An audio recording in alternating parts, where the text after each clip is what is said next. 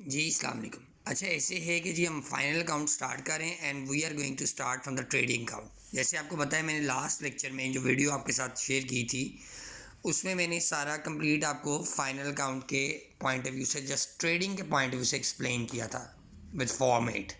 अब उसी फॉर्मेट को जहन में रखते हुए मैं सुहेल अफजल की जो बुक है चैप्टर नंबर 10 है उसकी पहली प्रॉब्लम क्वेश्चन नंबर यानी कि प्रॉब्लम नंबर 1 कर रहा हूँ और सिर्फ ट्रेडिंग काउंट के पॉइंट ऑफ व्यू से बात कर रहा हूँ।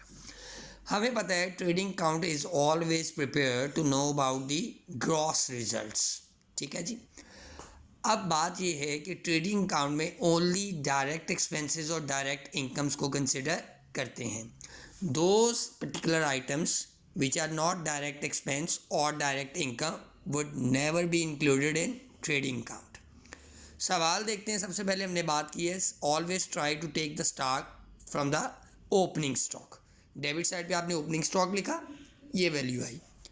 इसके बाद आपने क्वेश्चन में परचेज को फिगर आउट करना है यानी कि सर्च करना है आपके कहाँ पे डाटा गिवन है।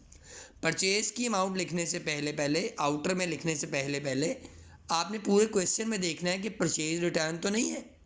अगर परचेज रिटर्न या रिटर्न आउटवर्ड के नाम से आइटम कोई है तो पहले आपने परचेज़ की वैल्यू को इनर में लिखना है और फिर उस सर्टेन अमाउंट को यानी कि परचेज रिटर्न की अमाउंट को उस परचेजेस में से आपने लेस करना है बेटा। फिर रिमेनिंग अमाउंट आप आउटर में लेके जाएंगे। सेम क्राइटेरिया आपने डेवलप करना है सेल्स के साथ भी। पहले हम डेबिट साइड पर बात करते हैं, फिर इसके बाद सवाल में जितने डायरेक्ट एक्सपेंसेस हैं हमने उसको देखने की कोशिश करनी है।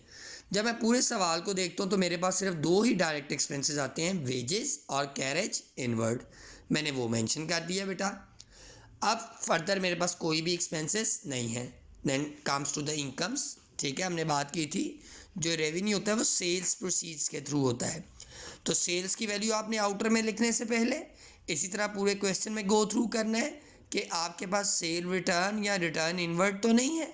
अगर सवाल में आपके पास सेल रिटर्न या रिटर्न इनवर्ड होगी तो बेटा वो सेल की वैल्यू में से वो रिटर्न इनवर्ड पहले लेस होगी, फिर आउटर में आपके पास एक सर्टेन अमाउंट आएगी और लास्ट में आपने देखना है कि क्लोजिंग स्टॉक है कोई ऐसा यूनिट्स हैं जो नहीं बिके, वो आपने साथ में मेंशन उसकी वैल्यू करनी है। फिर आपने देखना है कि आपके पास दो साइड्स हैं, एक डेबिट साइड है और एक क्रेडिट साइड है। अब जो साइड बड़ी होगी, जैसे मेरी क्रेडिट साइड बड़ी है तो मैंने इसका टोटल इस तरफ भी लिखा और इस तरफ भी मेंशन किया। अब बड़ी वैल्यू में से अगर इनकम साइड बड़ी है तो ये सारी साइड के वैल्यूज़ को लेस करने के बाद जो रिमेनिंग अमाउंट मेरे पास बचेगी that is known as gross profit carried down. ये पहला क्वेश्चन बेटा मैंने किया है। नेक्स्ट टू क्वेश्चंस आप खुद करेंगे, फिर लेटर ऑन उस पर डिस्कस करेंगे। Thank you so much.